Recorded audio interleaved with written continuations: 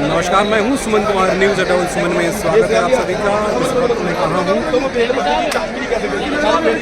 दिल्ली सचिवालय पे,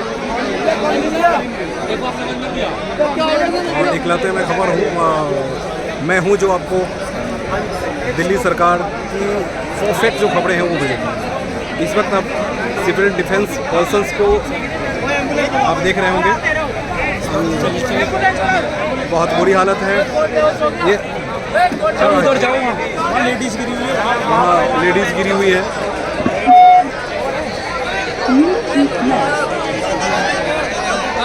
ये धरना पे बैठे हुए भाई लोगों नीचे बैठ जाओ, ये बैठ जाओ सारी व्यवस्था ये बैठ जाओ नीचे, ये नीचे बैठ जाओ सारी व्यवस्था ये बैठ जाओ, फोन करके गया आ रही है गाड़ी, बैठ जाओ नीचे।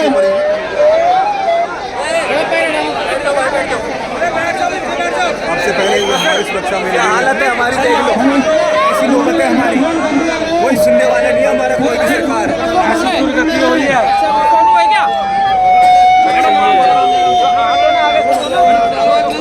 आपसे पहले हमारी सुरक्षा बुरी हालत है। इनका ब्लड प्रेशर लो हो गया शायद, मुझे लग रहा है। क्या हुआ क्या? मुझे तो मैं तो पीछे बैठी थी, साइड हो जाओ ना, सीने में टेंशन पिछले 27 तारीख से ये हमारे साथ धरने पे है। 27 तारीख के सुबह 9-10 बजे से हमारे साथ धरने पे है। अच्छा। और हमारा कोई सुनने वाला नहीं है, हमें किसी से कोई शिकायत नहीं, हमें कोई शिकवा गिला नहीं है। आपकी ऐसी नौबत लाने वाला हमारी सरकार है, जो हमारे साथ के यही नहीं, हमारे साथ कल भी 2 बीमार पड़े हैं। ये पड़े थे, हमारे जो और भी थे वो लड़के पड़े थे जो LMJP में भी गए थे कल। अच्छा। और उसके बाद भी हमारा अभी तक कोई सुनने वाला नहीं है यहाँ पे। मैं सिर्फ आपको ये बताना चाह रहा हूँ कि ये जो भीड़ आपको दिख रही है, भीड़ नहीं है। अभी से पहले हमारे ही सुरक्षा में ये लगे हुए थे, और अभी नहीं बल्कि कई सालों से ये काम पे लगे हुए थे। अचानक ऐसा क्या हुआ? देखिए, जब केजरीवाल सरकार बनी तो युवाओं को रोजगार देने के लिए की घोषणा तो की गई थी,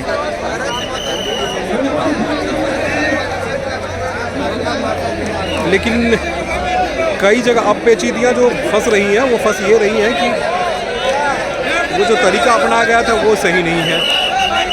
काफ़ी लोग जो ये सचिवालय के बाहर ही हैं, 27 तारीख से प्रदर्शन में बैठे हुए हैं। यहाँ बच्चे तो नहीं बल्कि जो भी यहाँ हैं वो आप देख रहे होंगे।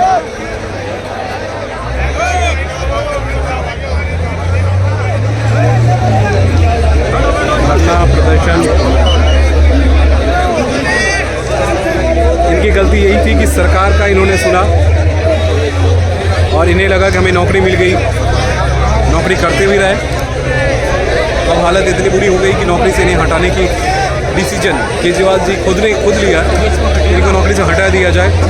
उसके बाद जो मैं बता रहा था आपको कि LG के पास से जो फाइल आई है उसमें ये कहा गया है कि ये डिसीजन आप ऐसे ना लें।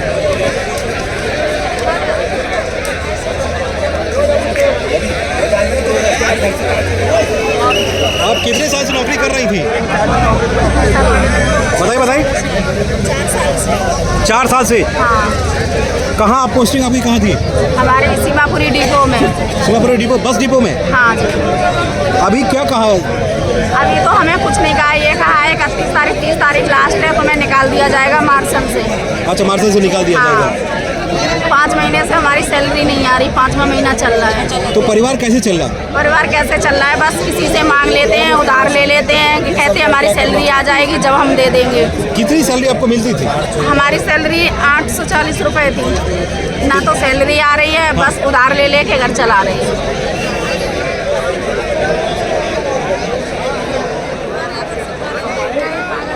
ये महिलाएं, बच्चे, मोदी जी दिल्ली के CM की शीश महल को 500 करोड़,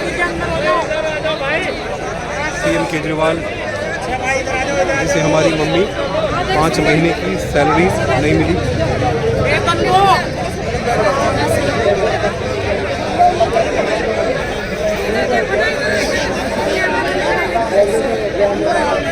बेटा आप क्यों बैठी हुई हो? मेरी मम्मी को 5 महीने की सैलरी नहीं थी, CM सैलरी 5 महीने में नहीं मिली। और मम्मी को नौकरी से निकाल रहा है और हमारे सर को नौकरी से निकाल रहा है। फिर घर कैसे चलेगा, हाँ। ये चिंता है तुम्हें। कितने बच्चे हैं आपके? सर हमारे 6 बच्चे हैं। 6 बच्चे हैं। जी सर, सभी स्कूल में पढ़ते और बहुत ही परेशान हैं, ना तो घर के किराए देने के लिए और ना ही बच्चों को पढ़ाने के लिए, ना ट्यूशन की फीस देने के लिए। आप ही बताइए हमारे सरकार ने हमारे साथ कितना गलत करा। इतने सारे लोग बेरोजगार हो गए, इनके सबके फैमिली सब बेघर हो गए, कहाँ जाएंगे बताइए। सीएम साहब ने लिखा है कि भैया इसको नौकरी से हटा दिया हाँ, जाए। सीएम साहब ने बात नोटिस दे दिया कि इनको नौकरी से निकाल दिया जाए। बताइए कितनी गलत बात है। उन्होंने एक तो हमें आप लगाया, नौकरी- कोई हमें निकाल दिया सर। माइक लेके बोला जाए। चले, मैं इनको सुन रहा था। ये इस बात को लेकर ज़्यादा परेशान है कि सीएम साहब ने ऐसा क्यों किया, रिकमेंडेशन ऐसा क्यों किया। बीच में लड़ाई चलती रही सीएम और सीएस के बीच में, एलजी के बीच में लड़ाई चली। तकरीबन 400 ऐसे कंसल्टेंट थे जिनकी सैलरी बहुत ज़्यादा थी। उनको हटाने के बाद जो सुप्रीम कोर्ट में ये सारी टीम गई और उसके बाद वहाँ धोखे खानी पड़ी। इनकी संख्या क्योंकि 10,000 से 15,000 के बीच में है। अगर अचानक एक साथ वो सड़क पे आ गए तो फिर मुश्किल हो जाएगा दिल्ली की पूरी व्यवस्था बनाए रखना।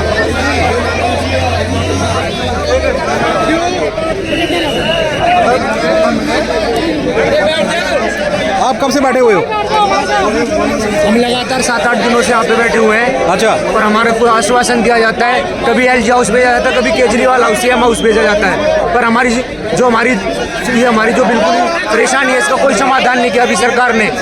शासन ने इतना परेशान करके रखा है कि पिछले 5 महीने से हमारी सैलरी नहीं आई है और ये कहते हैं कि हमें इसमें सेवाओं के लिए रखा हुआ है। पर पहले कहाँ सो गई थी क्या सरकार, जब हम पहले करते थे सेवा?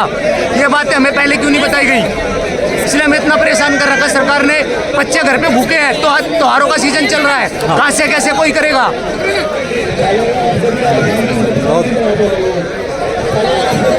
देखिए 10,000 लोग मतलब तकरीबन 50,000, ये 10,000 फैमिली हैं।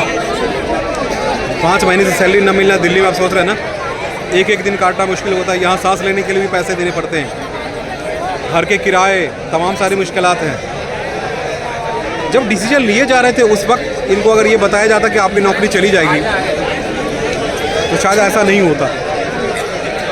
ये जगह जगह धूप, आंधी, तूफान में हर जगह आपको खड़े नज़र आते थे। आपकी पोस्टिंग कहाँ थी? सर मेरी राजघाट पोस्टिंग थी। अच्छा। मैं राजघाट डिपो का बस मार्शल हूँ, जो कि 5 महीने से सैलरी नहीं दी जा रही। हम लोग बहुत परेशान हो चुके हैं, ना तो हम घर का किराया दे पा रहे और ना ही हम कहीं पे आना जाना भी दुश्वार हो चुका है, ना तो हमारी जेब में पैसे हैं। बगैर पैसों के आज के टाइम पे कुछ नहीं होता सर, हम बहुत ज़्यादा परेशान हैं। यहाँ से कोई आश्वासन नहीं मिल रहा।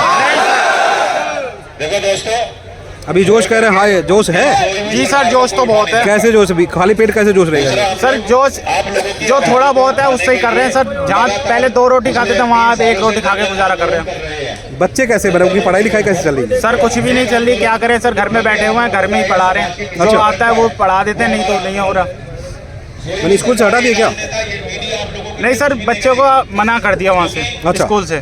मना कर दिया? हाँ जी सर।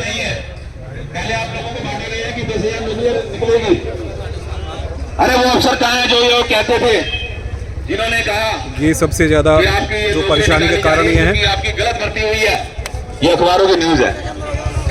जिन अफसरों ने भर्ती करी थी वो कहाँ गए? कृपया ध्यान दें। अब ये भाषणबाजी जो चलती रहेगी, चलिए कोई बात नहीं, तो शोर शराबे चलते रहेंगे, हाँ थोड़ा क्योंकि आंदोलन को बहुत तरह से तोड़ा जाता है शोर शराबे से। 2-3 सबसे पहले अपनी एकता को बनाए रखिए, ध्यान से सुनिए। हो गई यहाँ हमारे बीच के अंदर गया है। एक बहुत ही क्रांतिकारी एडवोकेट साहिल भाई, सबसे दिलचस्प बात ये जो है कि पेशे से वकील है, आप लोगों के बीच में है। करीब ज्यादा बात कहते नहीं तो कम से कम भी 10,000 लोग पूरे हिंदुस्तान से जुड़े हुए हैं। तो आप लोगों की आवाज ईश्वर की आवाज है, क्योंकि हर एक आदमी के मन की आवाज ईश्वर की आवाज होती है। भले ही सरकारी तंत्र महकमे उनको ना सुने।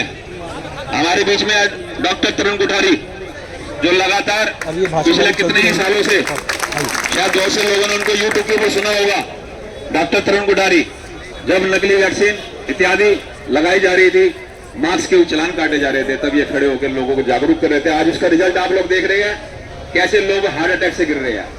अभी आप लोगों के बारे में, विषय में, इस सारे षड्यंत्र के विषय में आपकी पोस्टिंग कहाँ हुई थी? जरूरत है आप लोगों को सुन के एकत्र होके बताए कहाँ पोस्टिंग कहाँ थी आपकी? अच्छा, डिपो में ही थी आप लोग, मार्शल में ही थी। क्योंकि इससे पहले कितनी बार आपने सुरक्षा की थी? सर हम 3.5 साल से सेवा ही दे रहे हैं बस में, मार्शल की बस में। सारी पूरी जो हमारा वर्क है हम पूरे ईमानदारी से करते हैं। जेब कतरों से उलझते हैं, चाकू तक खाए हैं हमने, फोन दिलवाते हैं। हाँ, मेरे पे अटैक हुआ था, मैंने फोन, मेरी बस में आज तक कोई फोन नहीं कटा। अच्छा। और उसके लिए मैं अपने ऊपर प्राउड महसूस करती हूँ। चाहे भरी बस हो चाहे कुछ भी हो, मैं किसी का फोन चोरी नहीं होने। बचाती कैसे थी? क्योंकि आपको ट्रेनिंग दी गई थी या अपने जान पे खेल के? हमें ट्रेनिंग भी दी गई थी राजागढ़ से, हमने ट्रेनिंग की है 15 दिन की। अच्छा। मार्शल आर्ट का कोर्स किया हुआ है मैंने, तो उसमें हमें सिखाया गया था कि कैसे अपनी जान बचाते हुए सामने वाले को सेव करना है, तो वो टेक्निक हमें पता है। आपके सामने क्या हुआ था?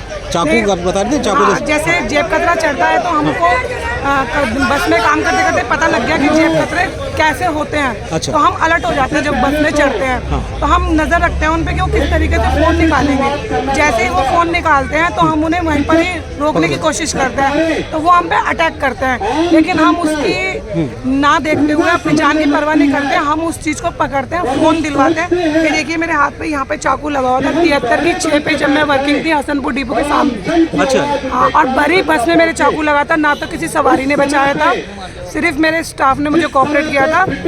और मैंने 2 स्टैंड बाद वो खुद ही मतलब गेट खोल के उतर गए। फिर उसके बाद लगातार आप ड्यूटी पे जाते रहे? हाँ, फिर हम लगातार मतलब लगा हुआ था तो हमने पट्टी बांध ली, फिर अपना जो हमारा वर्क है हम वर्क करते चले गए। ओह, आज सैलरी नहीं मिलने के बाद कैसा लग रहा है कि क्यों, ऐसा क्या हो गया?